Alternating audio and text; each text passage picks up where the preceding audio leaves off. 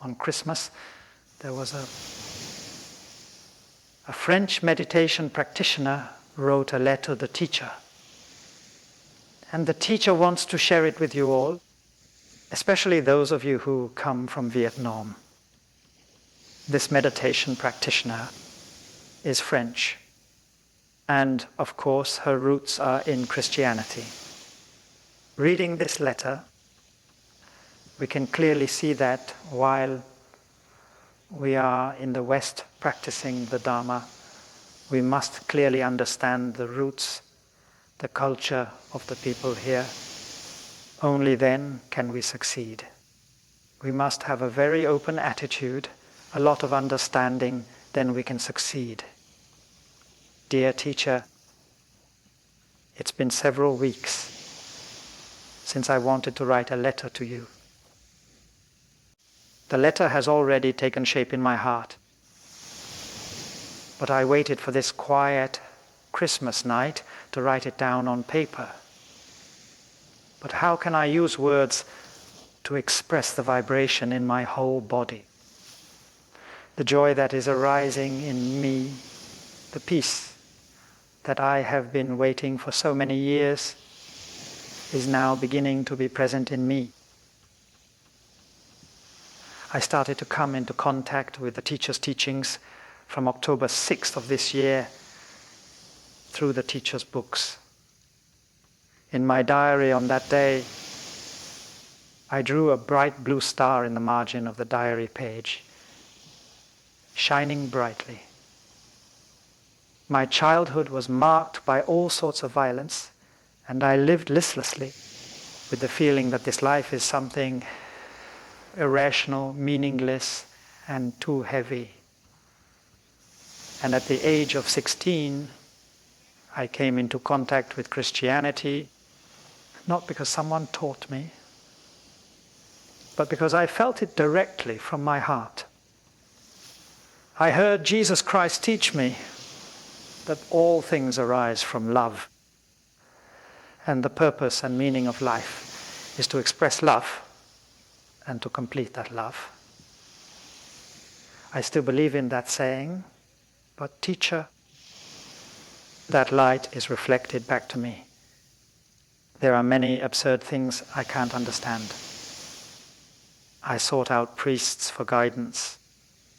They taught me to love God with all my heart and with all my mind, to love others as I love myself. That's what they taught me. But for me, it's too difficult to put into practice, because within me there are many seeds of hatred and animosity, and seeds of wanting to commit suicide to destroy myself. Moreover, there are passages in the Bible that are closed off, and I can't find the key to unlock and understand them. And the explanations of the priests don't satisfy the hunger of my soul. According to their explanations, love, I find that love, understanding, and peace are things that only belong to the future or somewhere else in a kingdom of God, a heavenly kingdom that we can only enter after we die. And we're not even sure if we'll get there if our conditions aren't sufficient. So those teachings don't bring me the energy to cherish and live life, but rather make people want to die quickly, to enter that promised land sooner. What this means is that the teachings of the priests talk about understanding, happiness, and peace. But that is considered something that only exists in the future. After we die, we can enter the kingdom of God. That's why I left. I left Christianity, and I fell back into my despair. However, I still believe that Christ didn't teach that way. But what did Christ intend to teach? I have a feeling that the true teachings of Christ exist, But how can I pierce through the veil of doctrine to get to that truth? Because I took a yoga class, I had the opportunity to come into contact with Eastern philosophy. And this philosophy has rescued me. The non-duality teaching of the Vedanta tradition showed me that what is called the kingdom of heaven is in my own heart. And I can access it right now. And there may be a way, there is a way to do that. That is acceptance, that kingdom of heaven and vigilance. When I heard this, a feeling surged in my heart, a belief, a happiness, and I immediately applied it to my life, that teaching, with all the energy of my heart. I used conscious breathing to support vigilance, and I started to enjoy sitting still. But then I still had that struggle while I was practicing. I asked, so what role does Christ play? So my Christ, does he play any role in this practice or not? I acted as if I couldn't abandon my Christ. I acted as if I hadn't chosen the path for myself.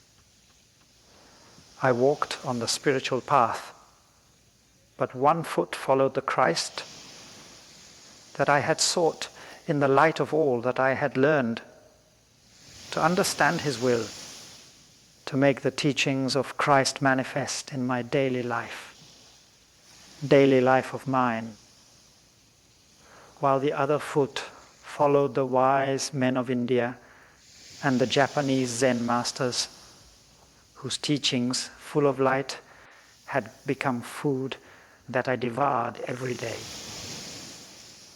I felt both paths were important to me, but I couldn't choose one of the two paths. And I felt like I was betraying both paths. I couldn't follow Christ completely, and I also couldn't follow Eastern philosophy completely. That means something deep inside me was torn. On one hand, I still love Christianity, but on the other, I like Eastern philosophy. And even though I'm like that, I can't let go of my affection for the roots, my Christianity. That's the state of mind of Westerners. Teacher, it was precisely in that state of torment that you came to me. I want to reiterate it once more, write it again to make it clear. It was precisely at that moment that you came to me, and with the teachings that I was lacking, teachings that I can understand and can name, teachings that are so simple that I can, what I'm missing is this, to dwell in conscious breathing, to dwell in mindfulness, which is to dwell in God, which is also to dwell in God, to dwell in the Holy Spirit, in the breath, the Holy Spirit. And it also means dwelling in the kingdom of heaven in the present moment. That's what I learned. That is, the two are just one and the same. Dwelling in conscious breathing, dwelling in mindfulness, is also dwelling in the Holy Spirit, and it also means dwelling in the kingdom of heaven. I discovered that thanks to your teachings, that simple and miraculous insight surprised me so much. I had to go through so much hard work and searching so that now such a simple truth could come to me so obviously. But it's okay. The most important thing is that miracle has come into my life. The two paths have now become one, a very miraculous truth. What I'm saying might sound too ordinary, but really, how can I find the words to describe the energy the brilliant light that I'm experiencing within me, and to express what I know in this very moment. I know that I know. I no longer have to work hard to search. I ran, pursuing something else, and that brought peace to my heart. Daily practice fills my life with happiness. I practice these 7 mindfulnesses. Although outwardly it seems like we are still alive, but inside we are dead. And when we have mindfulness, it means we are truly living. And while meditating, I practice like this, breathing out. I turn to rely on the Holy Spirit. My mind is bathed in the pure water of the sacred body, and I am being renewed with every breath out. Breathing in, I ask, who gives me life? And I rise up, resurrected with every breath in. I see I am reborn among those who are dying. I know that in daily life, I just need to grasp the breath of mindfulness. If I forget, it's only because the puppet moves according to habit, thinking and acting, sowing suffering into those I want to cherish. The puppet that we often assign to do things that it can't possibly do.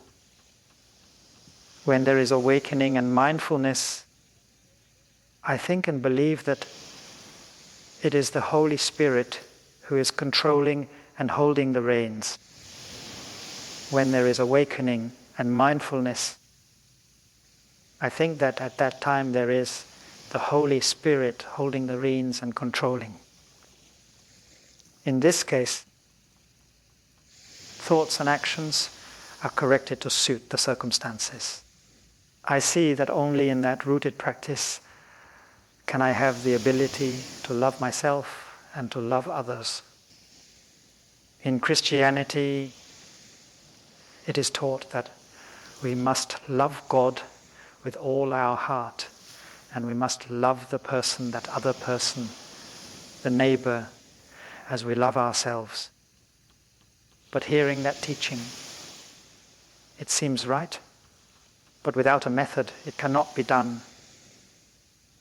It's very difficult, because there's so much suffering in my heart, so much hatred, so much despair. And now, I see that if I can dwell in mindfulness, see myself reborn with every breath, practice diligently, then I see that I have the ability to love myself and love others. That's the most important sentence in the letter. I see that only in this practice of rooting myself can I truly love myself and love everything else. For so many years, my small self has been drifting on the ocean, sometimes wallowing in passion and hatred, sometimes sinking into the abyss, lost and disappearing. But now, this wave is dancing the CA and is being danced. Your river has flowed into my river, and my river is also dancing the CA and is being CA-ed, danced, dancing the CA song that other rivers have danced before. Just dancing the CA on the ocean with endless gratitude. I write these lines from my heart to your heart with all my respect. This is the letter from that teacher. When we read that letter, we see very clearly that when we bring something to offer, we should know how to recognize the roots of the culture and spirituality of the person receiving the offering. Otherwise, our practice of offering will not have value. When the missionaries came to Vietnam, the religious schools advised us to abandon our ancestral altars and abandon the truths of our ancestors. And that made us lose our roots. A person without roots can never be happy. And we have to see that. So when we have Western friends, when we interact with Western friends, we shouldn't repeat that mistake. We must let them be rooted in their culture and in their religion. And the practices we offer can help them return to their roots, renew that root. And so, this poetic leaf, it very realistically reflects the person of Western society. And so I'm sharing this with you so you understand that if we're living in the West, we must see and acknowledge the values of the culture and the spiritual traditions of the West. Only then can we share. This lesson is a bit difficult. You need a lot of focus to understand it. This lesson is about right concentration, about focus. We already know that. The 3 Dharma seals are 3 keys. 3 keys to help us open the door to enter the world of reality, breaking down the illusions and mistakes of daily life. And we must use those 3 keys. We can't just receive them and then put them in our pocket or them and never use them. Not throughout our entire lives. Many of us are like that. We learn something and then put it in our pocket.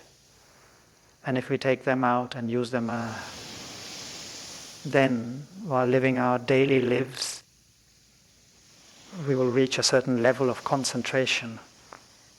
That is while walking, standing, lying down, sitting, working, interacting with everything around us and within us.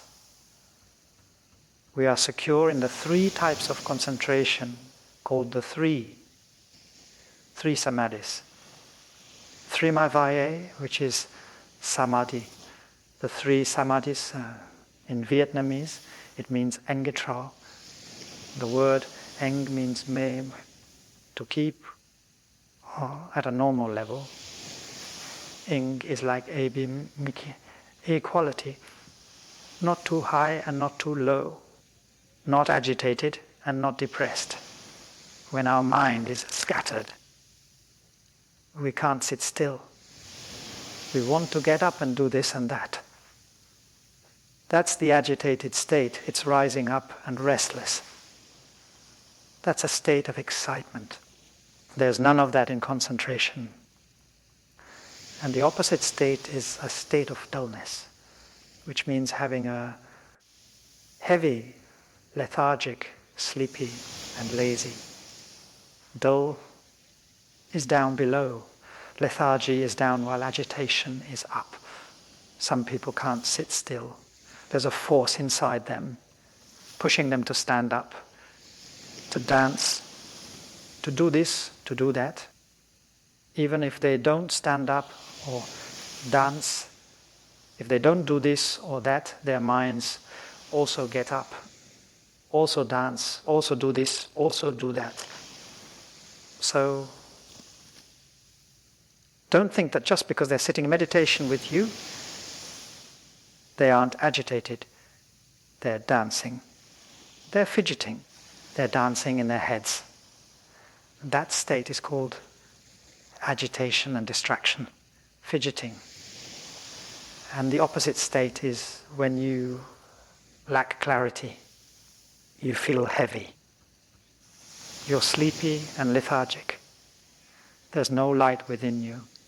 There's no energy within you.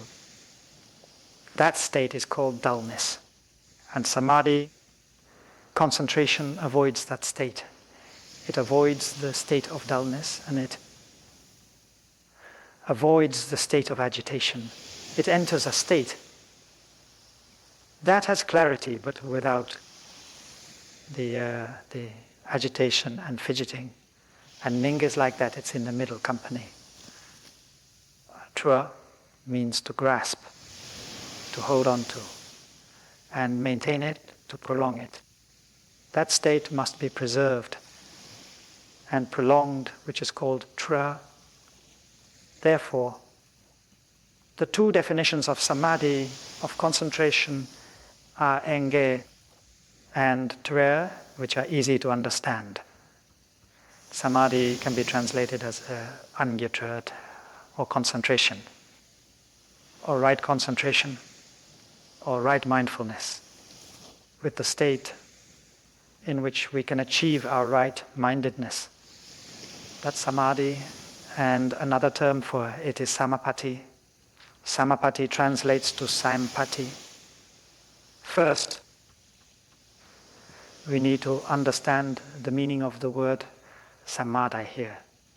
It means a psychological state in which we maintain clarity without being overwhelmed.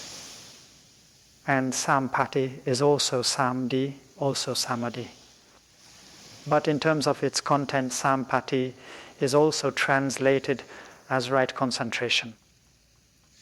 Sometimes it's translated as attainment, which means reaching a certain level, that is a state without dullness or agitation. Sometimes it's translated as presence, but we don't often use the term presence. However, the term presence is a very good term. Presence means being present. Being present, dwelling in the present moment. We know that mindfulness is the energy that helps us to be present. We connect. We face life in this very present moment. And sampatti is the state in which we have concentration of mind. We are in a state of clarity without being scattered, and we are in a state of truly being present in life. Sometimes the word samdhi is used interchangeably with sampatti. That's why samadhi or samapatti, it's all the same. So, when we practice mindfulness, we connect with the things around us and also our own psychology. Then we will enter into a state of concentration. We become aware of, we connect with the essence of things. That essence is impermanence, non-self, and nirvana.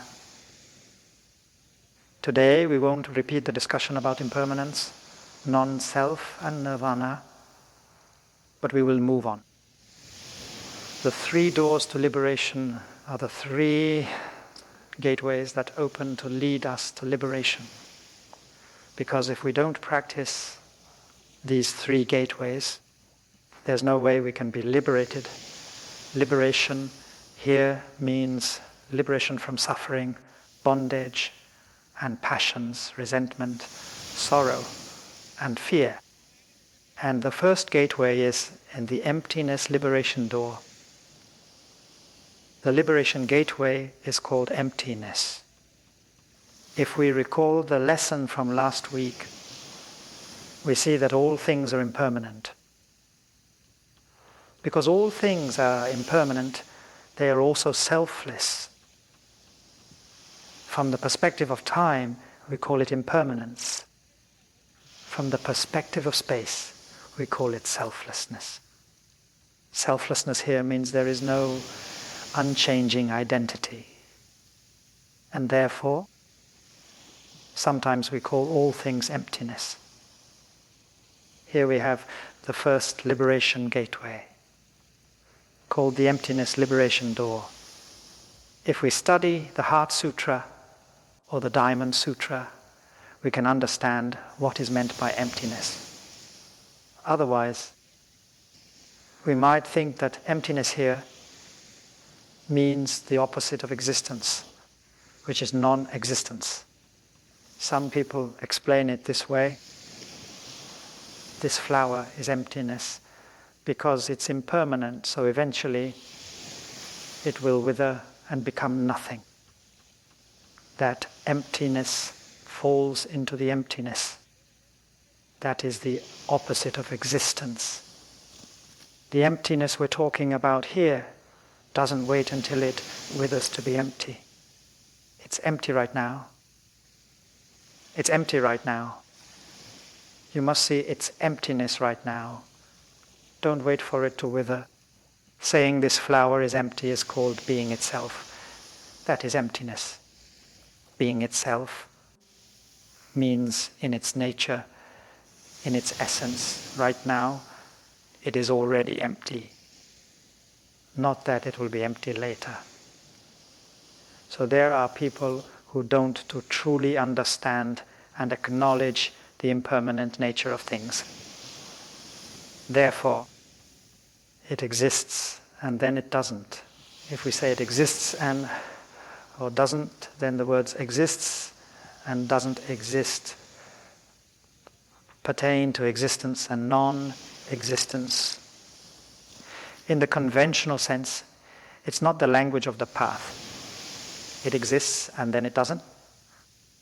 So the words exists and doesn't exist in the phrase it exists. And then it doesn't belong to the conventional truth. Here, doesn't exist isn't the opposite of exists. How do we enter this emptiness, this sunyata? We enter this emptiness through the door of impermanence and the door of no self. Let me reiterate, because things are impermanent. They change in every moment. And the thing in this moment is no longer the thing in the next moment. And through that realization, we see that things don't have a permanent presence. They don't have an identity. They don't have an identity. That's what's called no self. Therefore, impermanence means no self, and impermanence and no self mean emptiness. Emptiness here primarily means the absence of a separate existence. There's nothing to consider difficult. Because if we go step by step, we can understand it clearly. For example, this flower is impermanent. It changes, it transforms. Every single moment we know that. If we don't contemplate, we have the illusion of permanence.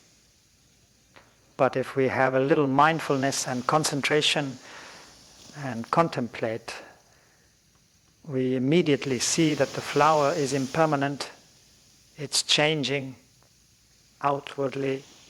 It seems like the flower is just a flower, but the flower is changing. And looking deeply, we see that the flower is made of non-flower elements, like sunlight, like space, like clouds, like the earth, like a consciousness.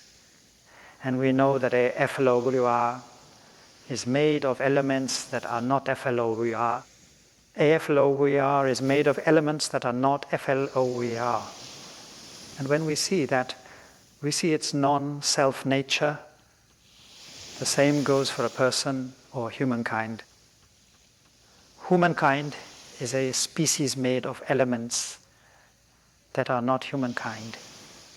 We have four concepts: the concept of people, the concept of plants, the concept of minerals, and the concept of other kinds of animals that are not people. We distinguish people as a special being, not a plant, not a mineral, not an animal.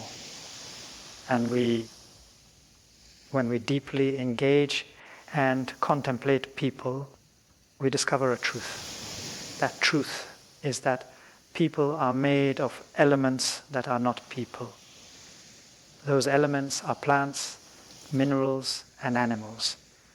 Without those other elements, the element of people could not be achieved. Therefore, the element of people is non-self. We have a concept of people before contemplation, before seeing the nature of impermanence and non-self. We may have the illusion that people can exist independently outside of other species, such as plants, minerals, and animals. But after contemplation and deep engagement, we see that without the elements of plants, minerals, and animals, the element of people would not exist. And therefore, environmentalists say that if you want to protect people, you must protect plants, minerals, and animals. If we harm other species, if we pollute other species and destroy them, it means we are polluting and destroying ourselves. That vision is the vision of non-self. And this is what the Diamond Sutra teaches. Therefore, the Diamond Sutra, as well as Buddhist teachings, is the foundation. For those who practice protecting the environment in which humans live, because if we don't protect this environment, we will destroy humanity. And this is the Buddha's fundamental teaching. A flower is made of non-flower elements. A human is made of non-human elements. And Uncle Phepap Unji is made of non-Phapap Inji elements. If there were no father or mother, no rice, no country, no ancestors, no rice paddies, no air, no river, then there would be no Uncle Phepi. Therefore, Uncle Phepanji is made of non-Phepanji elements. The Nan Ho Nangim is the same. Sister Hu Nangigim is made of elements that are not Hu Nangim. If there is no teacher, no friends, no sisters, no brothers, no Buddha, no ancestors, no El Enje Hong, no temple, then there is no Sister Ho Nangim. Therefore, Ho Nangim is made of elements that are not Ho Nangim. So, we must see ourselves in those elements. We must see ourselves in the Buddha. We must see ourselves in the ancestors. We must see ourselves in the teacher. We must see ourselves in our fellow practitioners. We must see ourselves in our elder brothers and sisters. And when we have that vision, it means we have come into contact with the nature of non-self and the impermanence of things. In daily life, we must practice seeing things this way. Practicing seeing things this way will cause our mistakes, our illusions to gradually disappear. Then our anger, our sadness will also gradually disappear. For example, developed countries, so-called developed countries, or overdeveloped countries, if we look deeply into those countries, I see they consume a lot. They consume gasoline, oil, they consume a lot of goods. But when I look deeply, I see that if they don't have markets around them to sell their goods, they can't enrich their country. And they can't consume like that if they don't have countries around them that provide raw materials and fuels. They can't be that rich. Therefore, looking at their country itself, I see the status and the nature of other countries. I see the countries of the world. And therefore, we must know that the peace and existence of other countries is related to the peace and existence of our country. And if we do nothing to help other countries have peace and exist, then there will come a time when our country will be at war, will be destroyed. And that view is called the view of impermanence and non-self. That view is the view that wisdom gives us, allowing us to apply a policy, a smart diplomatic and internal policy. Because in that light, in that wisdom, I see that nothing can be completely independent of everything else. Independence means ego. There isn't anyone, there isn't any species or any country that can live on its own. Everyone, every species, every nation must rely on other species, other people, other nations to live. That's called interdependence. And so, from the illusion of self and permanence, we reach the wisdom of non-self and impermanence. Therefore, these definitions are a clear vision. We abide in that clear vision and practice. In this way, we deeply connect with reality, not that we detach from reality. In daily life, every glance, every sound, every action, every interaction we have, how can we perceive what's called the perception of impermanence, the perception of no self, the perception of emptiness. And sometimes we call that perception the perception of interbeing. And these terms, they all mean the same thing, even though they're very different. In Vietnamese proverbs, there are sayings like, one maggot spoils the whole soup, or when one horse is sick, the whole stable doesn't eat. That's our daily wisdom. We see that our peace and happiness depend on the peace and happiness of others. Our suffering also depends on the suffering of others and based on the perception of impermanence, no self, interbeing, and emptiness. Will have an attitude, an action that's more in line with reality. And therefore, we can transform the situation.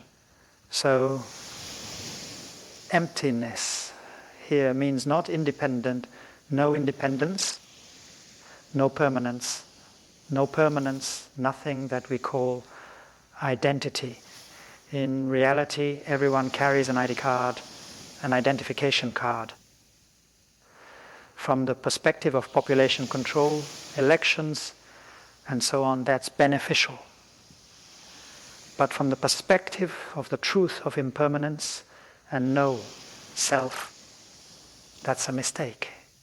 Because the Buddha's fundamental teaching is, this exists because that exists. This doesn't exist because that doesn't exist. This is like this, therefore that is like that. We are all interconnected. And no one is independent of anyone else. No species is independent of any other species. No country is independent of any other country. Is the wisdom of interbeing, of no self, of permanence, and of emptiness. And when we live our daily lives, walking, lying down, sitting, eating, drinking, working, interacting with friends, with all beings, and we maintain that wisdom, that awareness, then it's called being in the concentration of emptiness. Non-concentration, no mind, samadhi. And this word emptiness, of course, is not the emptiness that is the opposite of existence.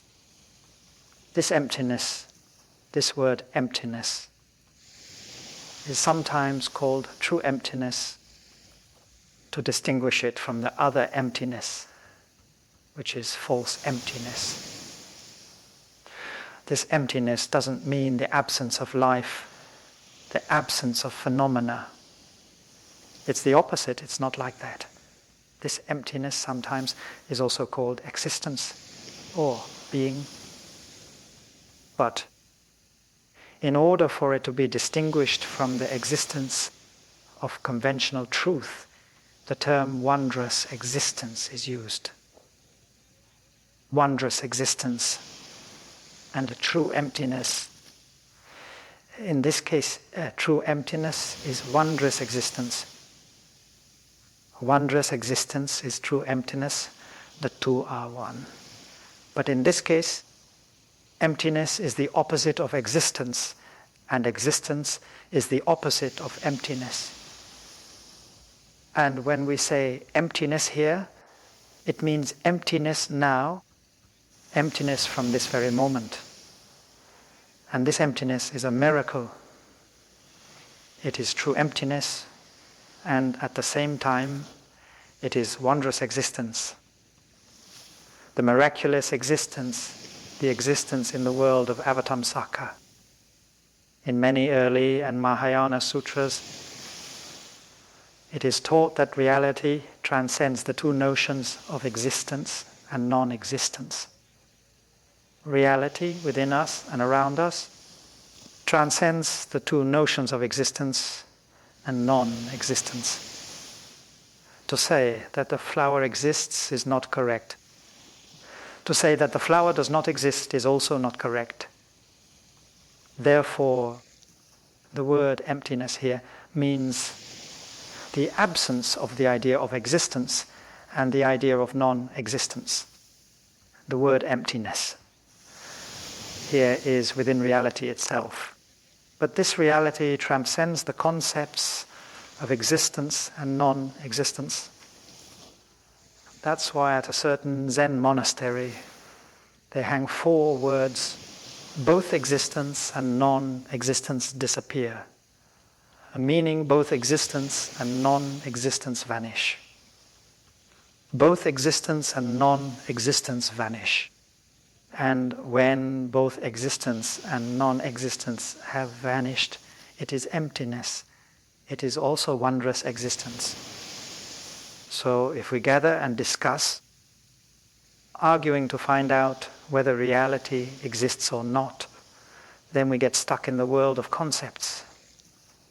A Western poet said, to be or not to be, that is the question.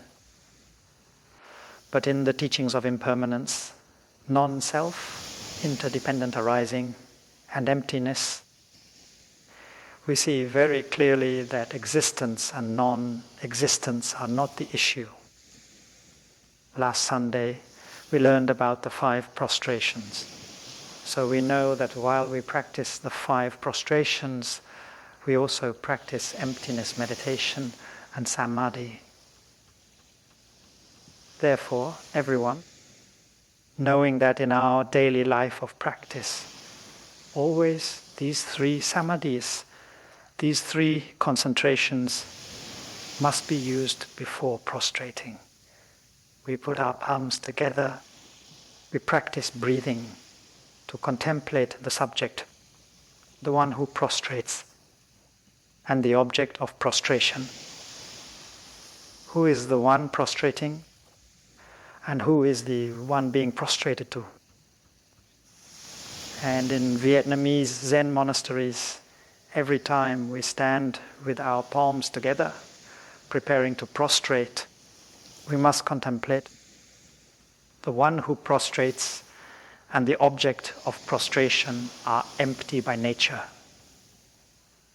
The one who prostrates and the object of prostration are empty by nature.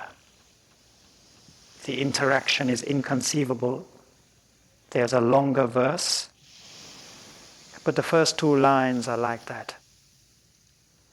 The one who prostrates and the object of prostration are empty by nature means the essence of the one who prostrates and the essence of the one being prostrated to, of the one who prostrates and the one being prostrated to.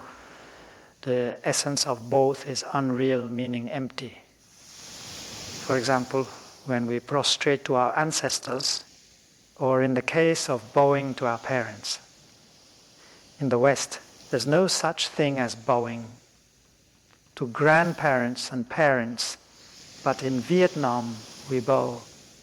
Bowing to grandparents and parents is a practice, not just once a year, but many times, even at weddings, during weddings. We also have to bow to our grandparents and parents. It's the same during engagement ceremonies, on death anniversaries and Tet holidays. We always bow to our grandparents and parents, and it's also to connect with our roots. So in the temple, we bow every day. We bow to our spiritual ancestors. We bow to the founding masters, the teachers, and the community, and to connect. So while bowing, we must practice contemplating emptiness, and the ability to bow, the object of bowing, are all empty, meaning the nature. The very self of the person bowing and the person being bowed to are all empty. Empty here meaning there's a mutual relationship between the two sides. There's no independence. This is very interesting. It serves as an example to show us that emptiness is formless and actionless. It's not just concepts and doctrines that we learn and then put away in a chest. We must practice it immediately in our daily lives.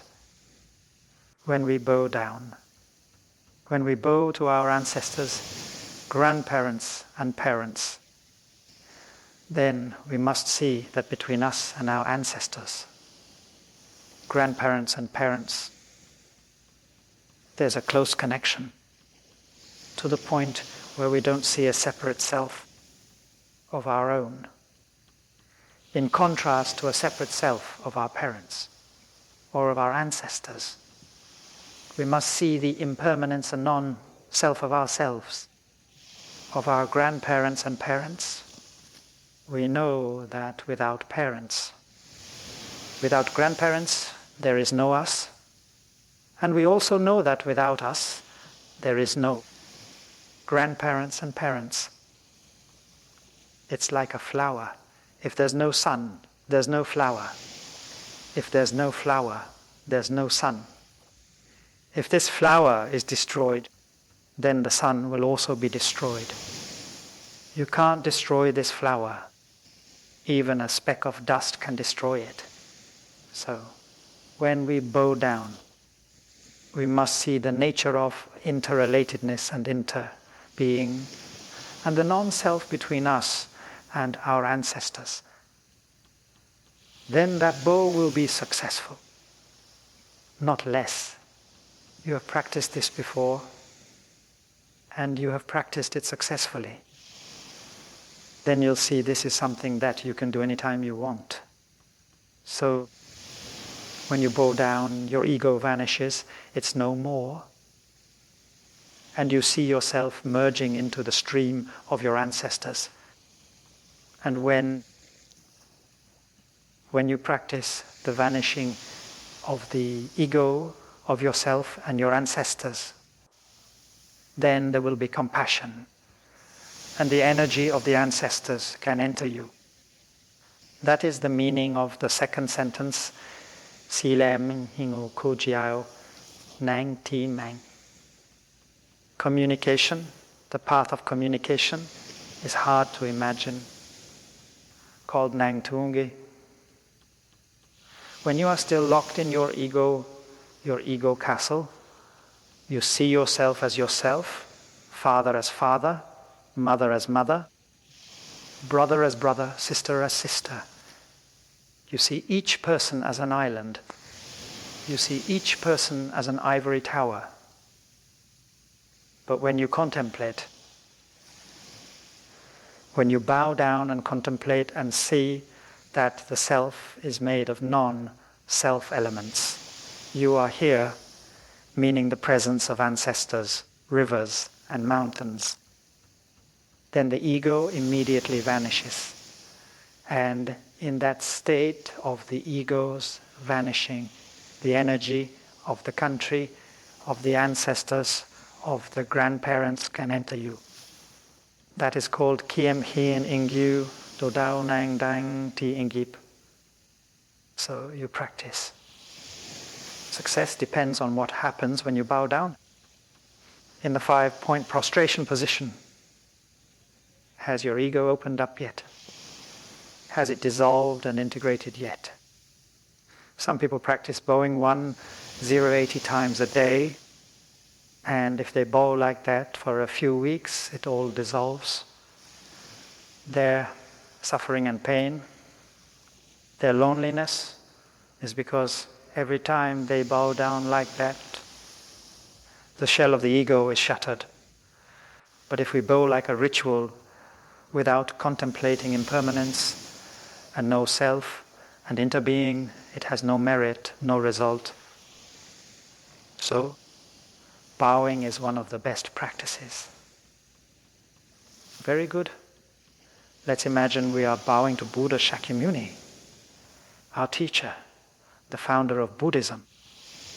Then we stand before Buddha Shakyamuni and say, I bow to the Buddha.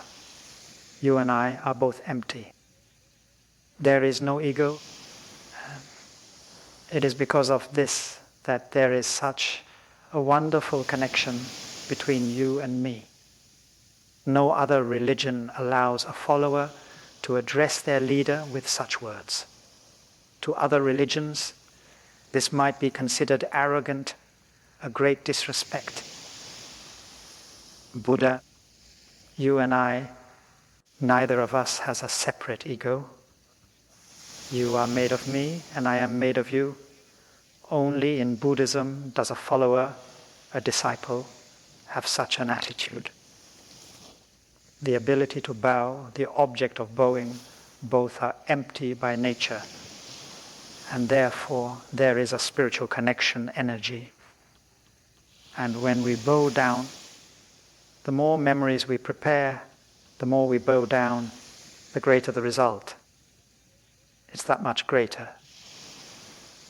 There are many parents who belong to the new generations. They don't like sitting while their children bow to them. They can't stand it. They feel awkward. They say we live in a democratic era where each person has their own dignity. Yet, we sit up there forcing ourselves to sit stiffly like two statues. Having our children bow down like that is very uncomfortable. And they want to abandon the tradition of bowing. It's the same in temples. Many monks now don't want to be bowed to. They don't want people to bow to them. On one hand, it's because the monks think they don't have much virtue, and bowing would diminish their merit. And when we do that, we don't understand the teachings of Buddhism. When the ordained are newly ordained, the teacher often teaches this, that when we take on the image of an ordained person, we can become the object of many people's respect. And that is a danger for the life of our ordination. When people see the appearance of an ordained person, they develop respect because they admire the three jewels. And therefore, seeing the dignified appearance of an ordained person, they want to bow. And if we don't have mindfulness, we'll be ruined in just a few years. We'll think we're very important. And we've only just started practicing. But one Buddhist or two Buddhists or 20 Buddhists come to bow, and we feel very uncomfortable and awkward. Because we know that our virtue isn't that great. We haven't learned much, our precepts aren't very strict, yet we have to sit there and let them bow. We feel very uncomfortable and awkward. We can understand parents who haven't loved their children enough or done their best for them, but are forced to sit like two statues and have their children prostrate and bow. It's really uncomfortable. But we should understand that this is a very important practice. We are parents. We represent all the generations of ancestors and grandparents. And the younger generations, they have a need. They must turn to their roots. They must have a symbol to bow down to. If we don't sit and let them bow, they might lose their roots. They won't be able to connect with their ancestors, their grandparents and parents. So, even if you are young parents without much virtue, you must sit properly so that your children and grandchildren can bow while sitting properly. You can practice breathing. You can say that when the children bow, it's not to your ego, but they are bowing to all the generations of ancestors in the past who founded and built the country, building the cultural lifestyle of the nation, of the race. And in your heart, there is also that gratitude. So we sit and let the children bow, benefiting both us and the children. Because in doing so, both we and the children are connecting with our roots, with our ancestors.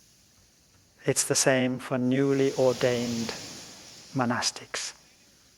When we wear a robe and put on the monastic garment, even though our virtue is still lacking and our practice is still young, when people come to bow, we must sit very solemnly.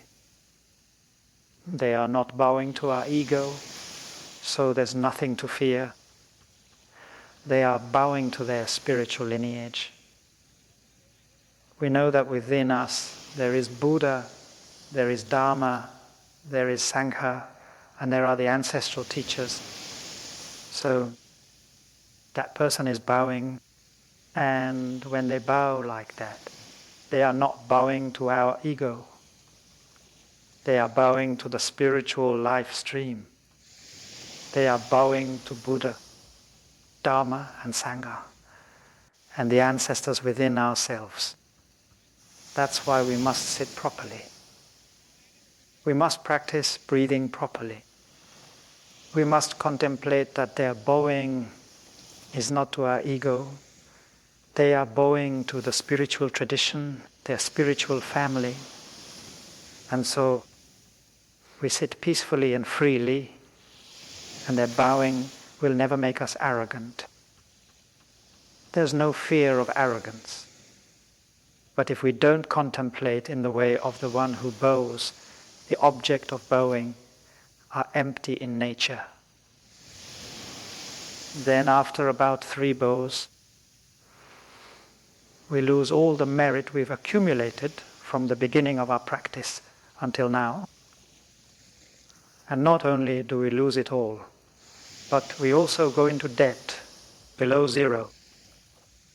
That's the secret that the teacher passes on to new practitioners. Even though we've only been practicing for a few days, and 200, 300 Buddhists come to bow, we must sit very quietly, very solemnly for them to bow. And while they are bowing, we must contemplate that they are not bowing to our ego. They are bowing to the ancestors, the Buddha, the Dharma, the mind. And while they are bowing like that, we also gain merit. We must sit very solemnly, and we must contemplate non-self, contemplate dependent arising, contemplate impermanence. And once we've been taught that, we can save our lives. These simple, fundamental things, if we don't receive them, if we are not taught them, we can lose our precepts, our body, and our life of practice. Therefore, whenever people bow to me, I'm not worried at all. I sit and I see that their bowing doesn't affect me at all. It doesn't give me any more pride or arrogance.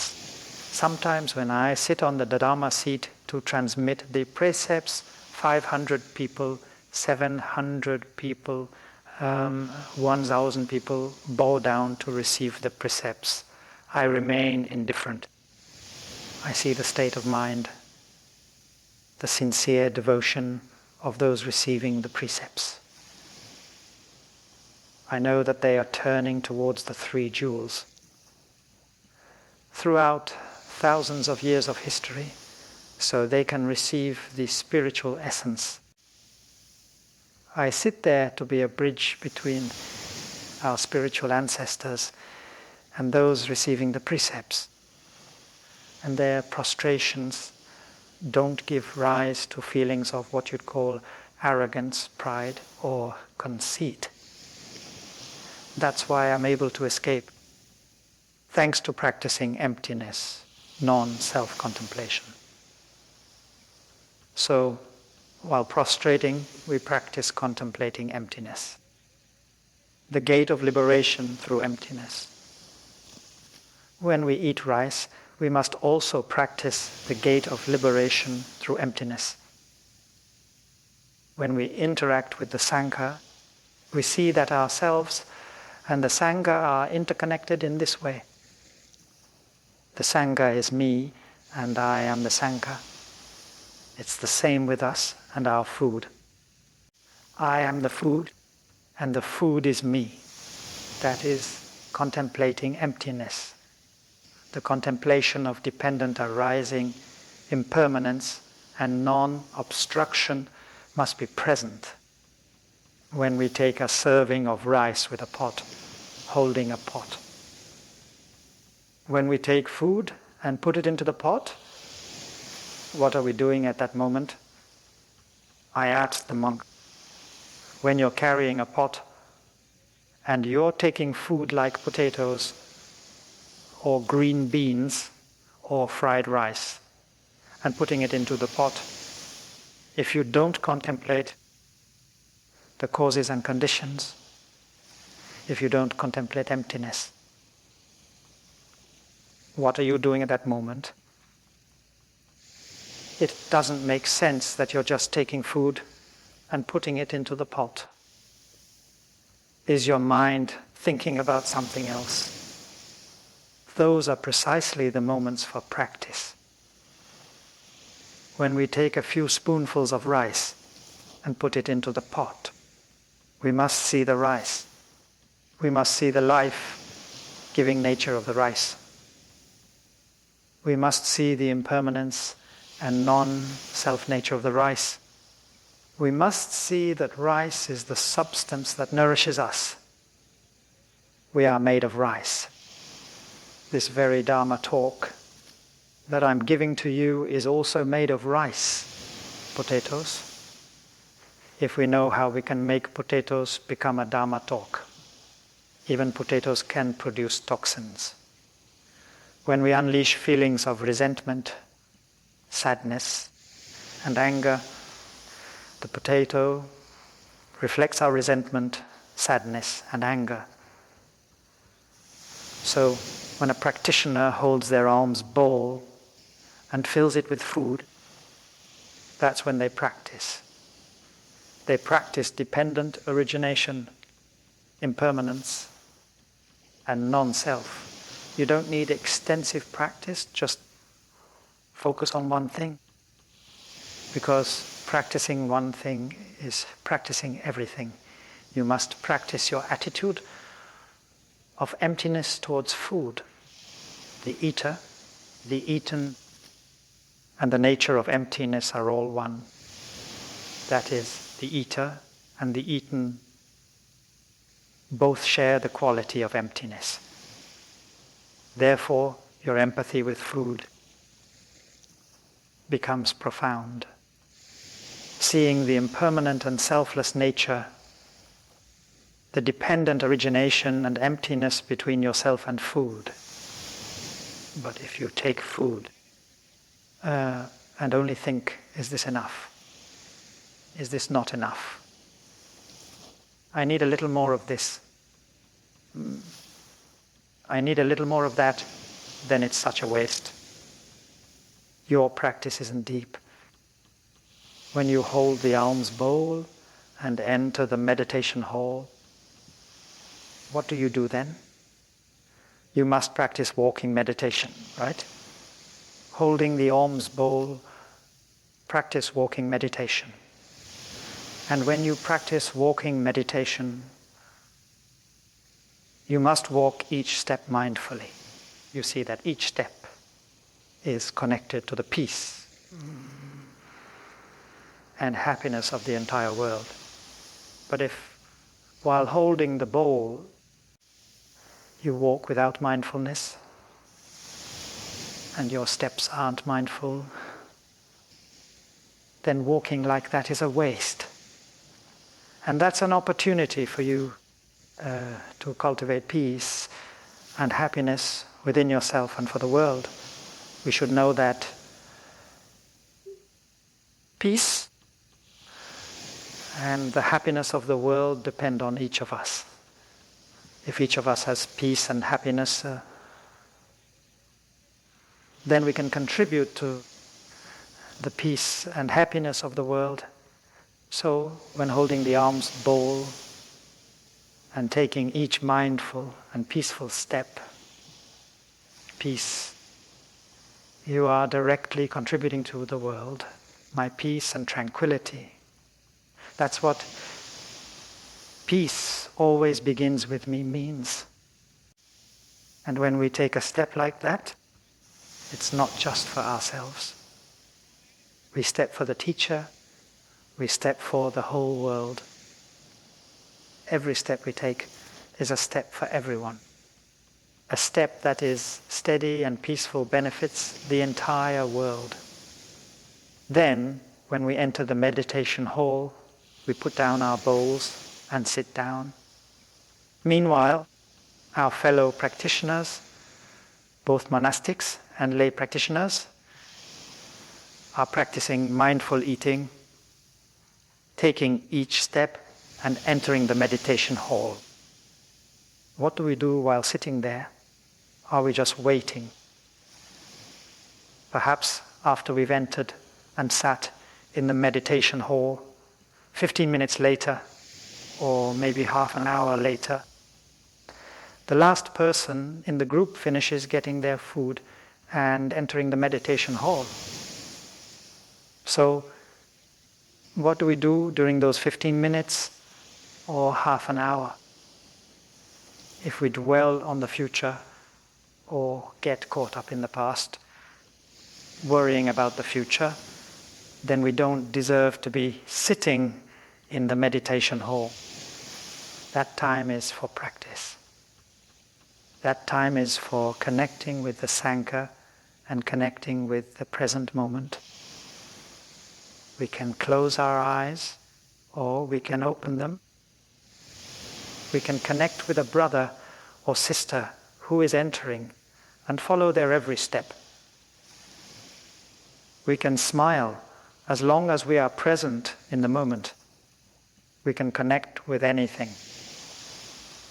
We don't need to close our eyes. Open your eyes and smile at the flower. Smile at your fellow practitioner. Those are the moments when we can practice to the fullest. Impermanence, non-obstruction, emptiness, and dependent origination. And when we practice these things, we have the samadhi of interbeing, meaning we know that our peace, joy, or suffering is connected to everyone. And that's why I know to look at everything with compassion and understanding. Those are the moments when we are nurturing our understanding and compassion. And those 15 minutes or half hour are not wasted. In the outside world, people have to line up and wait to get into the theater, or wait to buy food at the market. Especially in state-owned enterprises in socialist countries, sometimes you have to queue up and take a number. And in those moments, they get annoyed, they get agitated, they get sad, they don't live in peace. But in the meditation center, moments like these are when we practicing impermanence, non-self, the law of cause and effect, emptiness, and we allow the unconditioned mind to be present within us. Because emptiness here means impermanence, it means non-self, it transcends the notions of being and non-being.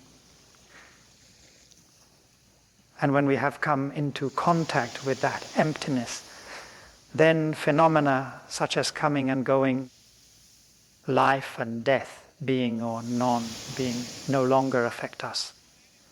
Our liberation depends on our practice, our daily practice. One day, a loved one will die. Someone we love will leave us, or we ourselves will get sick and die. These things will happen. They are bound to happen. And if we don't practice now, how will we be ready tomorrow to receive these things with a calm state of mind?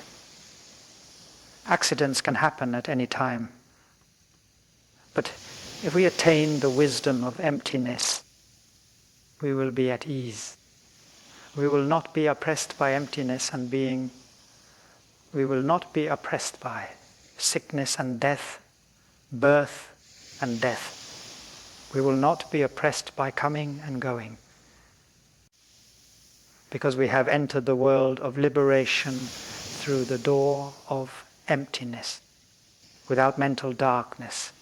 So, whether it's in 15 minutes or half an hour that we sit before our number 8, we should find a way to use that 15 minutes or half an hour, so that 15 minutes or half an hour becomes our time of practice, our time of peace. It's no different from when we meditate. Meditation is also for doing that. So it's the same when going into the classroom. When going into the classroom, it might be 10 or 15 minutes later that the teacher starts the lecture. So, what do we do during those 10 or 15 minutes? We sit to dwell in the present moment, to create peace and happiness right in this moment. People enter the lecture hall and they immediately feel that comfort and peace. Because that comfort and peace is a collective effort of the Sangha. Entering, you immediately know whether there's comfort and peace or not. Entering and seeing business or worry, you also immediately know. The second samadhi is formlessness samadhi. If samadhi is made of impermanence and non-self, gaining insight into impermanence and non-self, then formlessness samadhi is also made of insight into impermanence and non-self. Form is the characteristic. Appearance is the appearance of things, and form has the effect of deceiving. Form has the effect of deceiving us. So we have to be very careful, because form is the object of perception called image, sanelakkhana or nimitta. And perception, that is perception. The lower part is the mind. The object is form and the subject is perception.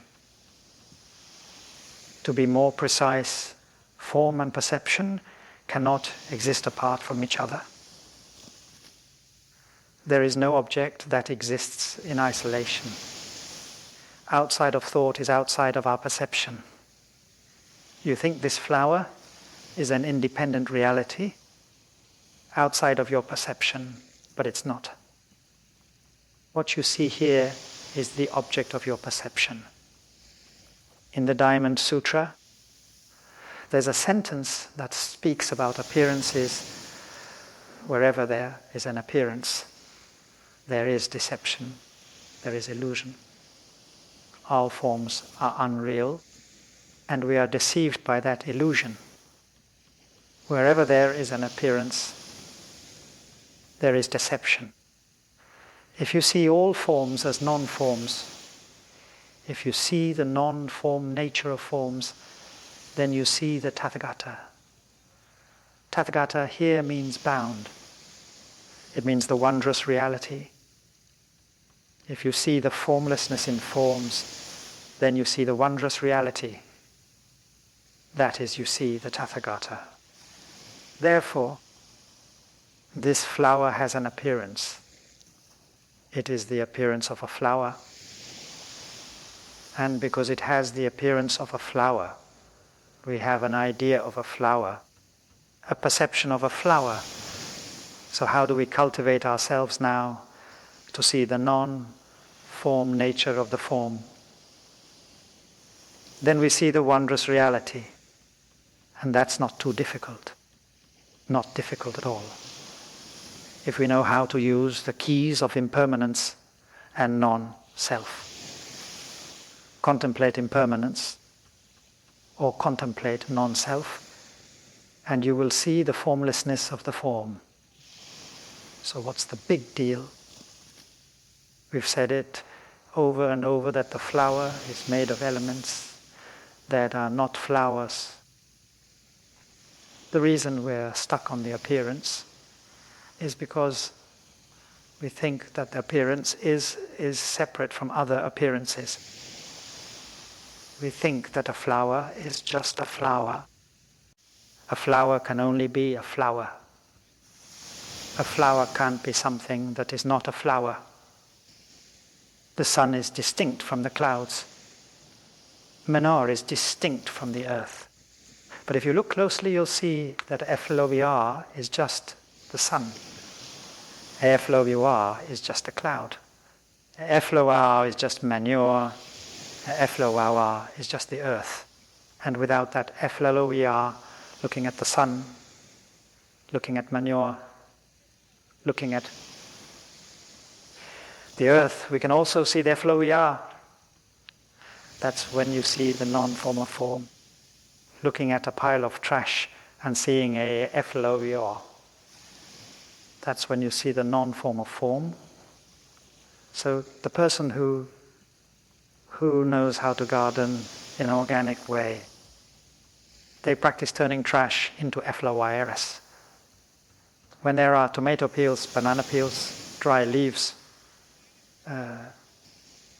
rotting branches, all those things, they look at them and they see vegetables, greens, fruits, flowers, and produce within those things. So they never throw that trash away. They keep it all. So those people who garden in an organic way are people who have seen, to some extent, the selfless nature of manure and of flowers and fruits. They look at manure, they see flowers, they see fruit. They look at flowers and fruit, they see manure. If they can apply that in every other area of perception, they will achieve enlightenment. Politicians can also practice this way. Economists can also practice this way. And if politicians practice according to the path of non-form, economists practice according to the path of non-form, educators practice according to the path of non-form, then our world will have a better future. For example, There are some young people, they go to jail. They go to jail because disturbances. They rob, they kill. So when we are forced to lock those people up, then we must contemplate what is called non-form. This thing called no self. Why is that? It's because of the way we live our lives, the way we organize society. That's why we produce young people like that. Now, if we kill them or put them in jail, that won't solve the problem. If we continue to maintain this flawed path, this way of life in society, we'll continue to invent hundreds of thousands of young people like that for us to put in jail. Why is it that when a judge, a politician, or an educator looks at a young person who has been violent, who has killed, they must have the insight of interbeing, the insight of no self. They must have the insight of emptiness to see that the reason this is like this is because that is like that. If there's too much of violence and too much crime in the city, if there's too much bone-eating girls in the city, then educators, politicians, and social workers must look with the eyes of impermanence, no self, interbeing, and no form, to clearly see why the situation has come to this. What is the school system like? What is the family like? What is society like? That we have invented young people like that. Do we have the right to blame those young people? Or should we see our responsibility in the school system, in the family, and in society? The things we say, the things we do, the way we interact and live our daily lives within the family, within society, within the school system.